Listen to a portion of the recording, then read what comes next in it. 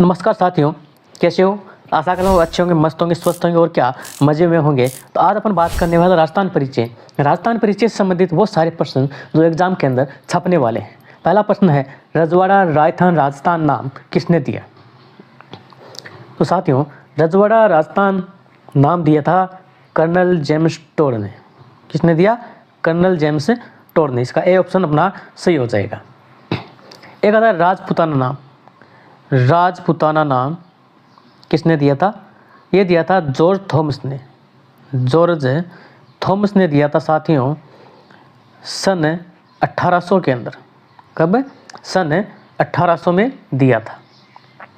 Colonel James Tod ने अपनी पुस्तक the एनालस and antiquities of Rajasthan में राजस्थान रजवाड़ा राजस्थान शब्द का प्रयोग किया था। ठीक है, अगले प्रश्न की बात करते हैं। अंग्रेजों के अधीन राजस्थान का नाम क्या था?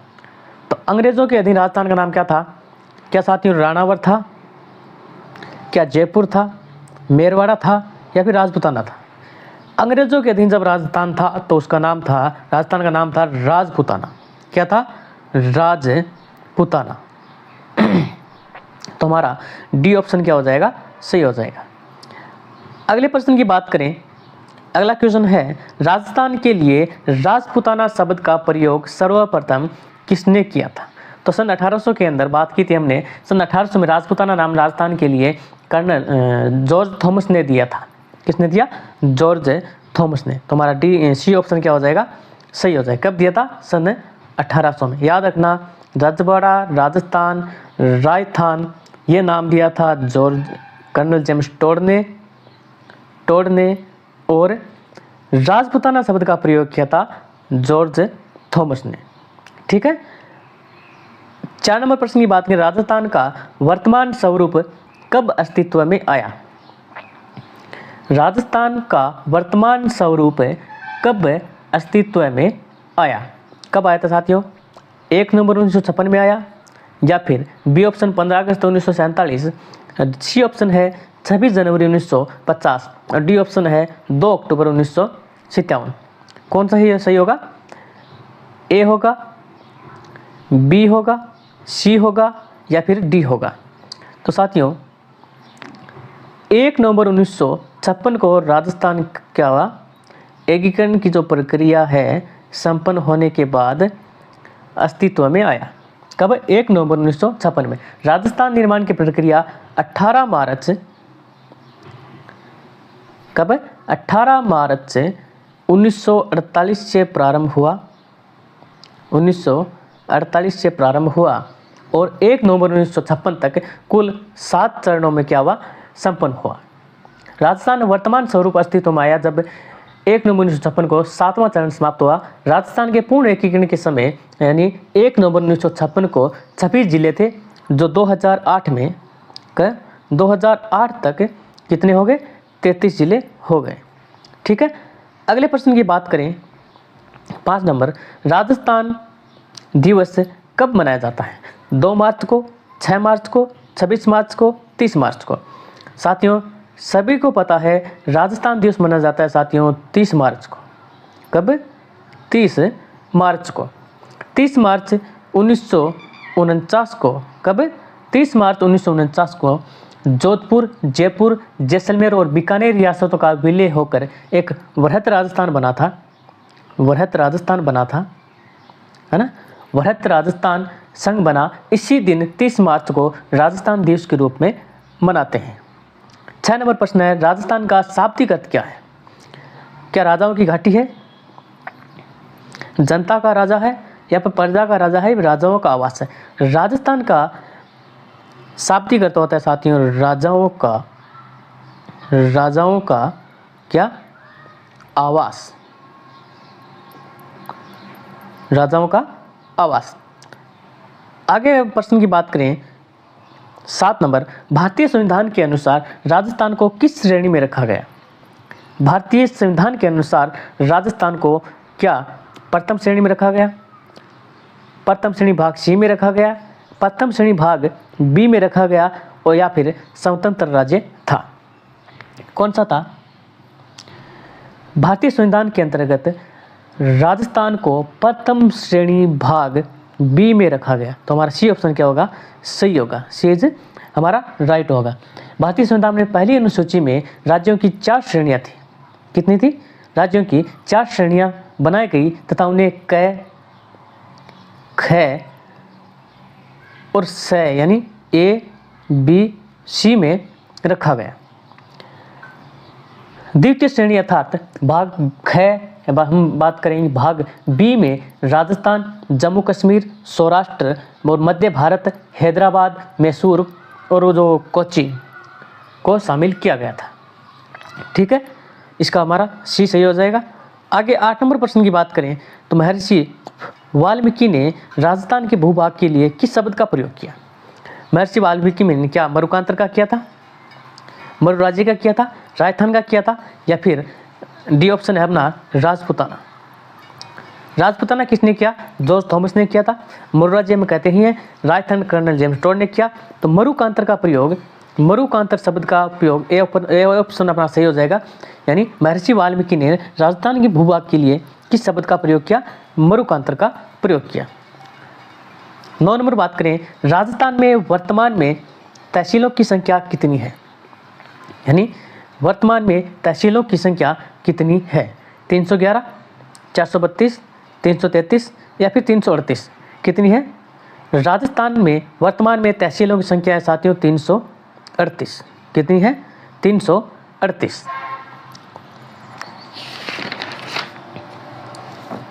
जून 2020 में, कब, जून 2020 में क्या हुआ, 16 जून 2020 में 16 तहसीलों के गठन के बाद जुलाई 2020 में, कब, जुलाई 2020 में तहसीलों की संख्या कितनी होगी, 338।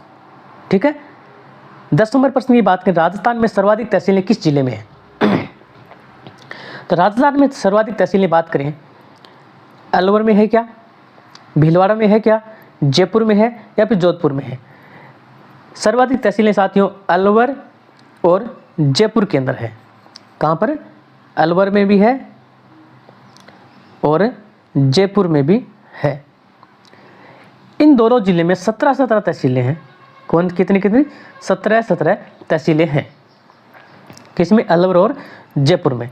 आगे बात करें 11 नंबर प्रश्न, बेटी बचाओ बेटी पढ़ाओ योजना में उत्कृष्ट कार्य करने के लिए सर्वश्रेष्ठ पुरस्कार किस राज्य को दिया गया। क्या हरियाणा को दिया गया, कर्नाटक को दिया गया, या पंजाब को, या फिर राजस्थान को।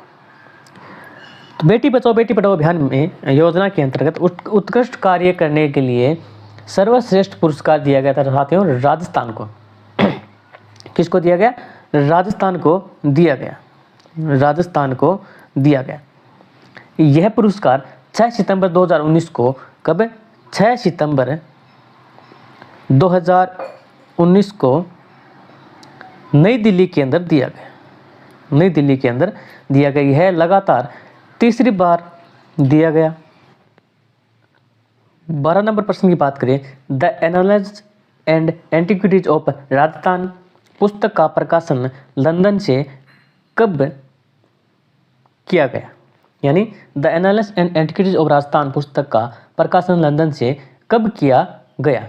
कब हुआ था साथियों, क्या 1837 में हुआ, 1937 में हुआ, 1929 में हुआ, या फिर 1829 में हुआ, बताओ। कर्नल जेम्स टोड की प्रसिद्ध पुस्तक है the analyst and antiquities of Rajasthan, जो कहाँ, लंदन से प्रकाशित की गई, लंदन से प्रकाशित की गई सन 1829 में। डी ऑप्शन हमारा क्या हो जाएगा, सही हो जाएगा। और साथियों द एनालिस्ट और एंटिक्विटीज ऑफ राजस्थान के अंदर इसकी जो लिपि थी उस लिपि का नाम है रोमन लिपि। कौन सी, किस लिपि में लिखी गई, रोमन लिपि, रोमन लिपि। ठीक है।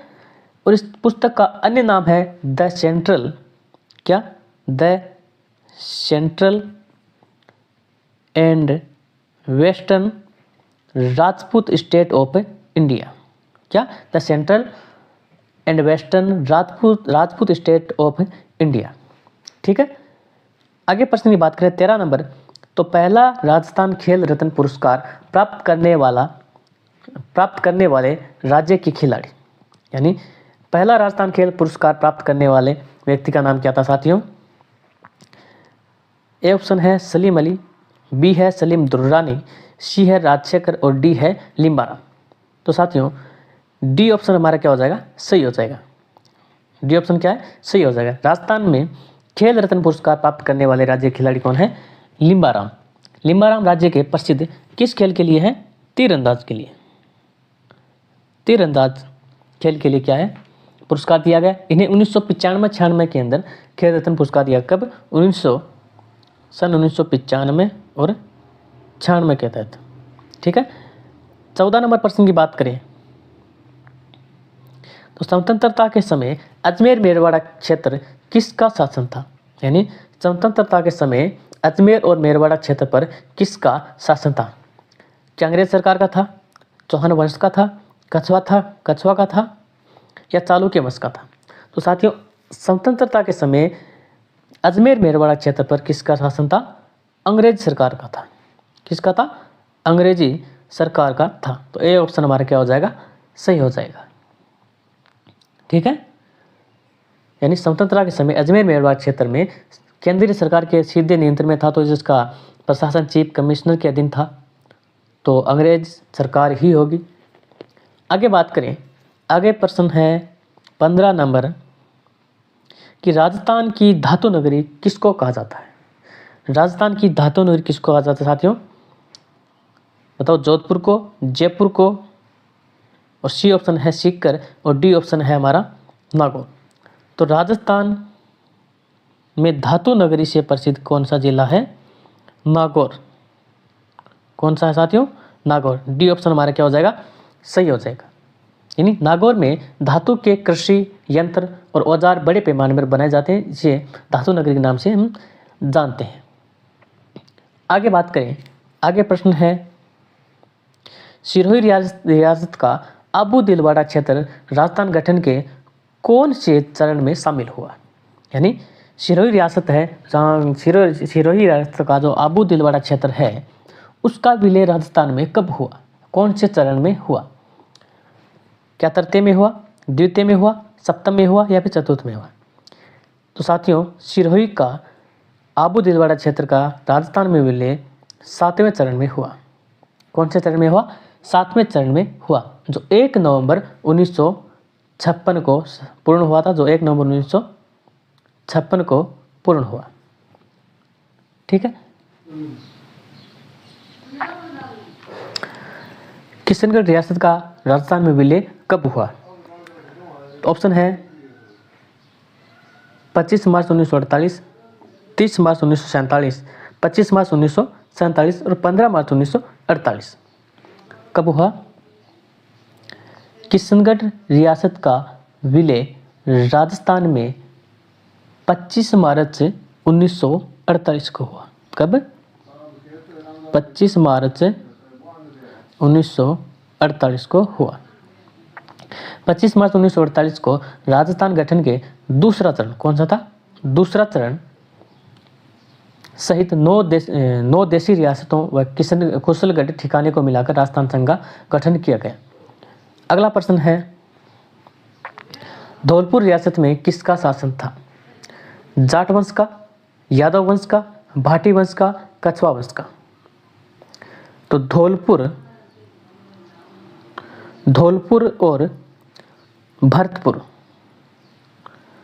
और भरतपुर के अंदर जाट वंश का शासन था कि पत्थर की टांगे ही वहां तक ले जा सकती है। कौन से नगर के लिए कहा गया? यानी पत्थर की टांगे ही हमें उस नगर तक ले जा सकती है। किस नगर के लिए कहा गया? जैसलमेर के लिए, चित्तौड़गढ़ के लिए, जोधपुर के लिए या फिर अजमेर के लिए? किसके लिए कहा गया साथियों? जैसलमेर के लिए कहा गया। इसका उत्तर होगा ए ऑप्शन क्या होगा? सही होगा। यानी घोड़ा कीजिए काठ का, पग कीजिए पाषाण, बख्तर कीजिए लोहे का, तब उपजे जैसाण। यानी जैसलमेर के लिए कहा गया है। आगे बात करें अगले प्रश्न की कि आधुनिक राजस्थान के निर्माता कौन माने जाते हैं। आधुनिक राजस्थान के निर्माता कौन माने जाते हैं। ए ऑप्शन है जयनारायण व्यास, बी ऑप्शन है हरदेव जोशी, सी ऑप्शन है मोहनलाल सुखाड़िया और डी ऑप्शन है भैरव सिंह शेखावत। तो साथियों हमारा सही ऑप्शन होगा मोहनलाल सुखाड़िया, यानी सी ऑप्शन क्या होगा हमारा सही होगा, मोहनलाल सुखाड़िया। ये आधुनिक राजस्थान के निर्माता माने जाते हैं। श्री सुखाड़िया जी सर्वाधिक अवधि यानी 1954 से 1971 तक क्या हुए, राजस्थान के क्या रहे, मुख्यमंत्री रहे। क्या रहे, मुख्यमंत्री रहे। आगे प्रश्न की बात करें, क्वेश्चन है निम्न में से असंगत कौन सा है, यानी कौन सा सही नहीं है। ए ऑप्शन की बात करें बागड़ की मीरा, बागड़ की मीरा कौन सी है, गौरीबाई, गौरीबाई, ठीक है। राजस्थान की राधा के नाम से जानी जाती है साथियों मीराबाई, सही है मीराबाई। राजस्थान का नरसी कौन है, भगत कवि दुर्लभ को क्या माना जाता है, राजस्थान का नरसी माना जाता है। अब बात करें राजस्थान का लौह पुरुष, ये ऑप्शन डी ऑप्शन हमारा क्या होगा, इसके अंदर सही होगा, लेकिन डी ऑप्शन असंगत है, यानी क्या है, गलत है, गलत है। तो सही क्या होगा, सही होगा राजस्थान का लौह पुरुष कौन है, राजस्थान का लौह पुरुष दामोदर लाल व्यास को माना जाता है। कौन, दामोदर लाल व्यास क्या है, राजस्थान के लौह पुरुष है। और गोकुल भाई भट्ट, गोकुल भाई भट्ट क्या है, गोकुल भाई भट्ट राजस्थान के गांधी उपनाम से जाने जाते हैं। क्या, राजस्थान के गांधी, ठीक है।